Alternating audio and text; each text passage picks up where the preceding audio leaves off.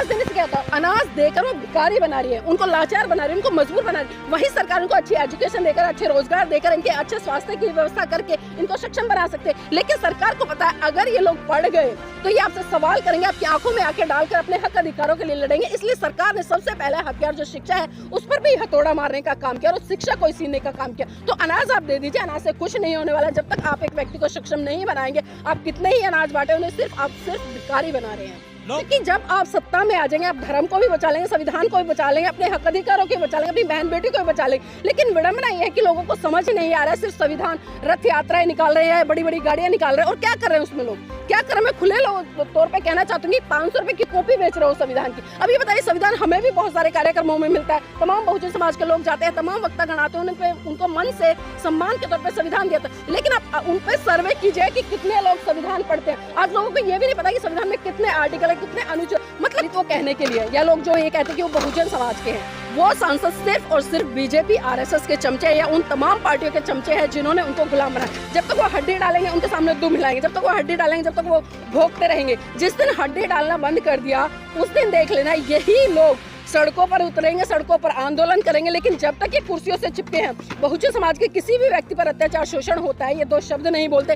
हाथरस की घटना आपके सामने है, दिल्ली का जो कंझावला कांड है वो आपके सामने, तमाम बहुजन नेताओं के साथ में। और अभी वर्तमान की अगर मैं बात करूं, जिस तरह से मैं खुद एक बहुजन पत्रकार होने के बावजूद 22 दिन उत्तर प्रदेश सलाखों में रह के आई हूँ, गोरखपुर की में। लेकिन बताइए कितने नेताओं ने मेरे लिए आवाज उठाई, कितने संगठनों ने आवाज उठाई। ये सिर्फ और सिर्फ अपने निजी स्वार्थों के लिए जीने वाले लोग हैं। अगर इनमें इतनी एकता या समर्पण का भाव होता तो मैं कहती हूँ आज जो 90-95% समाज है ना, बहुजन समाज, ये एकत्रित होता और इस देश की सत्ता में 2024 में मुंह तोड़ इन मनुवादियों का जवाब देता। आज मैंने यूपीएससी का टेस्ट क्लियर कर दिया, लेकिन इंटरव्यू में क्या होता है, जब मेरी जाति मेरे आगे आती है ना, तो मेरे इंटरव्यू में वही 2 या 4 नंबर मुझे दे दिया जाता है।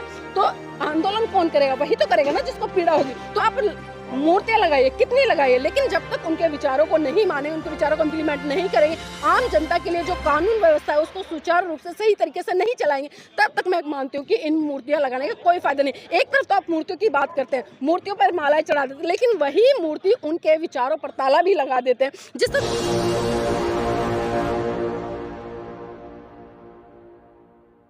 अगर मैं सही मायने में बात करूं तो आज बहुजन समाज के लोग बहुत बड़े स्तर पर पूरे भारत देश में संविधान दिवस मना रहे हैं। उन लोगों को मैं धन्यवाद देती हूं, क्योंकि कहीं ना कहीं वो बाबा साहब के मानने वाले हैं, वो संविधान को मानने वाले हैं, संविधान पर विश्वास करने वाले हैं। लेकिन दूसरी तरफ वो सत्ताधारी लोग भी हैं जो दोहरी मानसिकता से काम करते हैं। एक तरफ तो बात करते हैं जय भीम की, एक तरफ बात करते हैं संविधान की रक्षा की, एक तरफ बात करते हैं संविधान में पूरी आस्था सम्मान स्थापित करने की। लेकिन जब बात आती है अस्तित्व की, तो कहीं ना कहीं वो लोग हिंदूवादी मानसिकता से ग्रस्त होकर इस भारत देश को, इस संविधान को खंडित करते नजर आते हैं और बड़े खुले मंचों से कहते हैं कि हम भारत को हिंदू राष्ट्र घोषित करते हैं। अब ये बताइए, संविधान जब हमें आज़ादी देता है इस देश में धर्मनिरपेक्षता की, क्योंकि प्रत्येक भारतीय को इस देश में रह रहा है उसको पूरी आज़ादी कि वो अपने अनुसार किसी भी धर्म को माने। लेकिन वही लोग हम देख रहे हैं कि जो एक तरफ संविधान की बात कर रहे हैं, लेकिन दूसरी तरफ उसी संविधान की खुलेआम धज्जियां उड़ा रहे हैं। आपने 2018 का प्रकरण दिया, जिस तरह से संसद के सामने संविधान की प्रतियां जलाई गई, और उसके बाद क्या हुआ? प्रतियां जलाने वाले व्यक्ति को कुछ दिन के बाद गिरफ्तार किया, उसके बाद में क्या है क्या नहीं है कुछ अता पता नहीं है। लेकिन यही अगर कोई बहुजन समाज से व्यक्ति आता है, इनके खिलाफ कोई आंदोलन करता है, तो उसको तुरंत सलाखों के पीछे डालने का काम करता है। तो हमें ये समझना पड़ेगा कि आज संविधान दिवस मनाने वाले कौन लोग हैं और कौन लोग नहीं हैं। लेकिन बाबा साहब की प्रतिमा लगा दी गई है सुप्रीम कोर्ट में, आज खुश हो जाइए। देखिए, खुश हो जाइए, जिन लोगों को खुश होना चाहिए वो हो जाए, क्योंकि हम सभी जानते हैं कि बाबा साहब की प्रतिमा ये लोग क्यों लगा रहे हैं। क्योंकि पिछले जब से नई संसद भवन का निर्माण हुआ, लगातार हम देख रहे थे कि इस बहुजन समाज के लोग आंदोलन कर रहे थे कि नई संसद भवन में जो बाबा साहब की प्रतिमा है उसको लगना चाहिए, लेकिन वहां ना लगाकर जिस तरह से अभी सुप्रीम कोर्ट में लगाई, आप मूर्तियां लगाइए, कितनी लगाइए, लेकिन जब तक उनके विचारों को नहीं माने, उनके विचारों को इम्प्लीमेंट नहीं करेंगे, आम जनता के लिए जो कानून व्यवस्था है उसको सुचारू रूप से सही तरीके से नहीं चलाएंगे, तब तक मैं मानती हूँ कि इन मूर्तियां लगाने का कोई फायदा नहीं। एक तरफ तो आप मूर्तियों की बात करते हैं, मूर्तियों पर मालाएं चढ़ा देते हैं, लेकिन वही मूर्ति उनके विचारों पर ताला भी लगा देते हैं। जिस तरह से परम पूज्य बाबा साहब ने इस देश के तमाम लोगों के लिए हक अधिकार सुनिश्चित किए संविधान में, आज हम देख रहे हैं कि सुप्रीम कोर्ट किस तरह से बहुत सारी चीजें हैं, बहुत सारे प्रकरण है, बहुत सारे केसेस है। अगर मैं एनआरसी की बात करूँ, आज भी मुद्दा पेंडिंग है, किसानों का भी मुद्दा पेंडिंग है, SC/ST एक्ट भी जिस तरह से फेरबदल करके उसको तोड़ मरोड़ के दिखाया गया। तो हम बात कर सकते हैं, बहुजन समाज के लोग खुश हो सकते हैं कि सुप्रीम कोर्ट में आज बाबा साहब की मूर्ति लग गई है, लेकिन मैं कहूंगी बहुजन समाज के लोगों की खुश होने की जरूरत नहीं है। एक तरफ ये मूर्तियां लगाएंगे, लेकिन दूसरी तरफ ये विचारों पर ताला भी लगाएंगे। क्या लगता है कि संविधान पूरी तरह से लागू हुआ, देश में लोगों को अधिकार मिले जो उनके लिए संविधान बनाया गया था? देखिए, अगर मैं संविधान के लागू होने की बात करूं तो आप जो लोग आज आंदोलन करें कि भाई संविधान बचाओ संविधान बचाओ, पहली बात तो वही है कि जो अपने सवाल उठाए कि आज तक संविधान इस देश में पूरी तरह से लागू हुआ नहीं, क्योंकि इस देश में जितने भी संसाधन है, इस देश में पैदा होने वाले प्रत्येक व्यक्ति के बराबर की हिस्सेदारी होनी चाहिए। लेकिन आज ऐसा नहीं हो रहा। आज हम देखें कि मुट्ठी भर लोग तो करोड़पति, अरबपति, लखपति, पता नहीं कहाँ तक बन गए, लेकिन वहीं इस देश का जो 90% भाग है आज भी वो गरीबी की हालत में जी रहा है। अभी पिछले दिनों जिस तरह से सरकारी आंकड़ा है, भारत देश में 90 लाख लोग प्रतिदिन भूखे सो रहे हैं, तो आप कल्पना कर सकते हैं कि वहां पर जो संविधान की प्रस्तावना, सरकार 80 करोड़ लोगों को अनाज तो दे रही है, क्या दिक्कत है आप? अब ये बताइए अनाज देने से क्या होता है? अनाज देकर वो भिखारी बना रही है, उनको लाचार बना रही है, उनको मजबूर बना रही है। वही सरकार उनको अच्छी एजुकेशन देकर, अच्छे रोजगार देकर, इनके अच्छे स्वास्थ्य की व्यवस्था करके इनको सक्षम बना सकते हैं। लेकिन सरकार को पता है अगर ये लोग पढ़ गए तो ये आपसे सवाल करेंगे, आपकी आंखों में आंखें डालकर अपने हक अधिकारों के लिए लड़ेंगे। इसलिए सरकार ने सबसे पहला हथियार जो शिक्षा है उस पर भी हथौड़ा मारने का काम किया और शिक्षा को सीनने का काम किया। तो अनाज आप दे दीजिए, अनाज से कुछ नहीं होने वाला। जब तक आप एक व्यक्ति को सक्षम नहीं बनाएंगे, आप कितने ही अनाज बांटे, उन्हें आप सिर्फ भिखारी बना रहे हैं। लोग जो है रथ यात्रा निकाल रहे हैं संविधान बचाने के लिए, अभियान भी चला रहे हैं। संविधान कहाँ जा रहा है, किससे खतरा है संविधान को? देखिए, जो लोग संविधान यात्राएं निकाल रहे हैं संविधान बचाने के लिए, मैं बिल्कुल स्पष्ट कह दूं, क्योंकि इसमें मैंने भी पहले एक स्टेटमेंट दी थी। मुझे बड़ा दुख हो रहा है कि जिन लोगों को आज संविधान बचाने के लिए काम करना चाहिए, क्योंकि संविधान बचेगा कैसे जब तक ये जो व्यक्ति, जो लोग आंदोलन करें, जब तक ये सत्ता में नहीं आएंगे। क्योंकि जब आप सत्ता में आ जाएंगे, आप धर्म को भी बचा लेंगे, संविधान को भी बचा लेंगे, अपने हक अधिकारों को बचा लेंगे, अपनी बहन बेटी को भी बचा लेंगे। लेकिन विडंबना यह है कि लोगों को समझ नहीं आ रहा है, सिर्फ संविधान रथ यात्रा निकाल रहे हैं, बड़ी बड़ी गाड़ियां निकाल रहे हैं, और क्या कर रहे हैं उसमें लोग, क्या कर रहे हैं? मैं खुले तौर पे कहना चाहती हूँ, 500 रुपए की कॉपी बेच रहे हो संविधान की। अब ये बताइए, संविधान हमें भी बहुत सारे कार्यक्रमों में मिलता है, तमाम बहुजन समाज के लोग जाते हैं, तमाम वक्ता गण आते हैं, उनको मन से सम्मान के तौर पर संविधान दिया था। लेकिन आप उन पर सर्वे कीजिए कि कितने लोग संविधान पढ़ते हैं। आज लोगों को ये भी नहीं पता कि संविधान में कितने आर्टिकल है, कितने अनुच्छेद, मतलब कुछ नहीं पता है। सिर्फ लोग उठाकर गाड़ियां बनाकर, रथ बनाकर संविधान बचाने के लिए निकल। अरे मैं पूछना चाहती हूँ, जब तक आप सत्ता में नहीं आओगे, सत्ता के लिए संघर्ष नहीं करोगे, क्योंकि सामान्य वर्ग काशीराम जी ने संघर्ष किया, जिस तरह से उन्होंने एक एक वोटर को जाकर जोड़ा, एक एक नोट की बात उन्होंने की। लेकिन आज देख रहे आज का जो राजनीतिक परिपेक्ष है, खासकर मैं बहुजन समाज के लोगों की बात करूं, आज बहुजन समाज के लोगों ने तमाम राजनीतिक, सामाजिक, धार्मिक संगठन बना लिए। और धार्मिक संगठन क्या करें? वो राजनीति करें। जो सामाजिक संगठन है वो भी राजनीति करें, और जो राजनीतिक संगठन है वो धार्मिक काम करें। मतलब अपने काम को कोई नहीं समझ रहा है। और परम पूज्य बाबा साहब ने साफ साफ कहा था कि इस देश में दो संस्कृतियों की लड़ाई शुरू से रही है। और हमने देखा 2014 में जो संस्कृति की अगर मैं बात करूं, जिस तरह से जो बीजेपी आरएसएस है, उसने अपनी संस्कृति को इतना मजबूत किया कि पूरे 70-80 साल के बाद वो पूर्ण बहुमत के साथ में और दोबारा फिर आए। लेकिन बहुजन समाज के लोग आज तमाम गुटों में बटे हुए हैं, तमाम धार्मिक संगठनों में बटे हुए, बात तो कर रहे हैं, लेकिन जब तक परम पूज्य बाबा साहब के उस सांस्कृतिक आंदोलन को नहीं समझेंगे, तब तक ना तो सत्ता में पहुंच पाएंगे और ना ही अपने आंदोलन को मजबूत कर पाएंगे। पीएम मोदी के आर्थिक सलाहकार समिति के जो अध्यक्ष हैं विवेक देबरॉय, उन्होंने कहा था 15 अगस्त को एक अखबार के लेख में कि संविधान को बदलने का टाइम आ गया है। ये मोदी के शब्द हैं या फिर विवेक देबरॉय के शब्द हैं? देखिए, विवेक देबरॉय तो एक मोहरा है।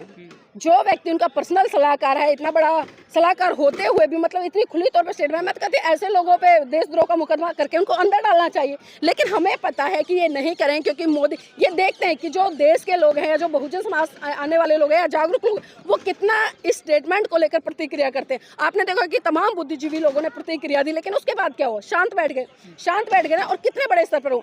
तो विडंबना है कि जब किसी भी सामाजिक संगठन पर या किसी भी सामाजिक व्यक्ति पर कोई भी अत्याचार या शोषण होता है, कुछ मुट्ठी भर लोग ही निकल कर आते हैं, उसके अलावा सारे के सारे लोग अपने घरों में एसी में सोते हैं। जब तक उनके ऊपर कोई अत्याचार शोषण नहीं होगा, तब तक उनको दूसरों की पीड़ा, अपनी पीड़ा नजर नहीं आएगी। तो विवेक देबरॉय का जो स्टेटमेंट थी, वो मैं बिल्कुल साफ कह रही हूँ, वो मोदी की स्टेटमेंट है। ये भूल में ना रहे कि ये विवेक देबरॉय ने स्टेटमेंट दिया, और जो इस तरह की स्टेटमेंट बार बार ये बहुजन समाज की जांच करने के लिए दी जाती है, चाहे वो SC/ST एक्ट के साथ में छेड़छाड़ हो, या 2 अप्रैल का आंदोलन हो, या किसानों को लेकर आंदोलन है जैसे NRC, मतलब वो चेक करते हैं कि ये लोग कितने जागे हुए हैं, कितने सोए हुए हैं। परम पूज्य बाबा साहब ने क्यों अपनी रातों की नींद खराब की? रातों की नींद खराब करने का यही कारण था। उन्होंने साफ साफ कहा था कि मैं आज भी जगह इसलिए हूँ क्योंकि मेरा बहुजन समाज जो रहा है। लेकिन वो मुट्ठी भर लोग जाग कर आज जिस तरह से देश के तमाम इस बड़े तबके पर अत्याचार शोषण करते हैं, लोगों को समझना पड़ेगा कि आप किस दिशा में जा रहे हैं और इस दिशा में बढ़कर आखिर कर क्या रहे हैं। तो बहुजन राजनीति किधर जा रही है? 131 दलित सांसद है, वो भी जो है सही से खुलकर सामने नहीं आते संविधान को लेकर।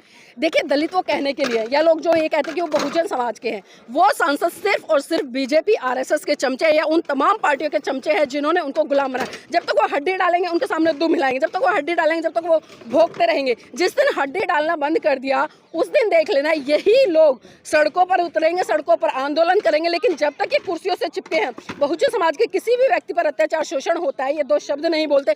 हाथरस की घटना आपके सामने है, दिल्ली का जो कंझावला कांड है वो आपके सामने, तमाम बहुजन नेताओं के साथ में। और अभी वर्तमान की अगर मैं बात करूं, जिस तरह से मैं खुद एक बहुजन पत्रकार होने के बावजूद 22 दिन उत्तर प्रदेश सलाखों में रह के आई हूँ, गोरखपुर की में, लेकिन बताइए कितने नेताओं ने मेरे लिए आवाज उठाई, कितने संगठनों ने आवाज उठाई। ये सिर्फ और सिर्फ अपने निजी स्वार्थों के लिए जीने वाले लोग हैं। अगर इनमें इतनी एकता या समर्पण का भाव होता तो मैं कहती हूँ आज जो 90-95% समाज है ना, बहुजन समाज, ये एकत्रित होता और इस देश की सत्ता में 2024 में मुंह तोड़ इन मनुवादियों को जवाब देता और दिखाता कि देखिए हमारी ताकत जो संख्या जितनी है उससे बढ़कर हमारी ताकत है। लेकिन ये अपनी ताकत को आज भी नहीं समझ पा रहे हैं। संविधान को बचाने के लिए सिर्फ बहुजन लोग आते हैं, SC ST लोग आते हैं, जबकि संविधान पूरे देश में सबके लिए लागू है, सबके लिए काम करता है। आखिर इन्हें क्या पड़ी है दलितों को संविधान बचाने के लिए? देखिए, अगर मैं बात करूं, जिस तरह से आपने कहा कि बहुजन समाज के लोग आते, आज हक अधिकार किसके छिन रहे हैं, किसके छिन रहे हैं?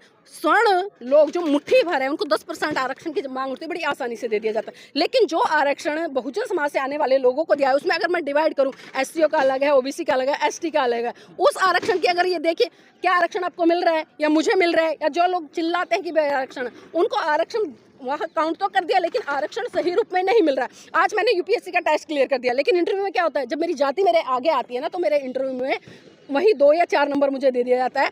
तो आंदोलन कौन करेगा? वही तो करेगा ना जिसको पीड़ा होगी। तो आज जिन लोगों को पीड़ा है वो आंदोलन करे, और जिन लोगों को बड़ी आसानी से सब कुछ मिल रहा है उन्हें पीड़ा करने की जरूरत नहीं है। और मैं तो यहाँ पर कहना चाहूँगी तमाम लोगों से जो खासकर आरक्षण चिल्लाते हैं या जिस तरह से बहुत सारे मुद्दे उठाते हैं, मैं कहती हूँ सबसे पहले जो लोग आरक्षण की बात करते हैं, आरक्षण के खिलाफ है, वो पहले जो मंदिरों में सदियों से आरक्षण ले रहे हैं ना, अपने आरक्षण को चिड़, क्योंकि आपकी पीढ़ी दर पीढ़ी हमसे पहले आरक्षण ले रही है। हमें तो संविधान के तहत आरक्षण मिला, आप तो उससे पता नहीं कितनी सदियों से पहले आरक्षण, आप अपना आरक्षण छोड़िए। और इस आरक्षण के नाम पर या जो भी समस्या है इस देश में हम उत्पन्न हो रही है देख रहे, तो देखिए बहुजन समाज के लोगों का ये दायित्व है और वो उठा रहे हैं, क्योंकि अत्याचार शोषण उन्हीं के ऊपर हो रहा है, किसी और के ऊपर नहीं हो रहा है।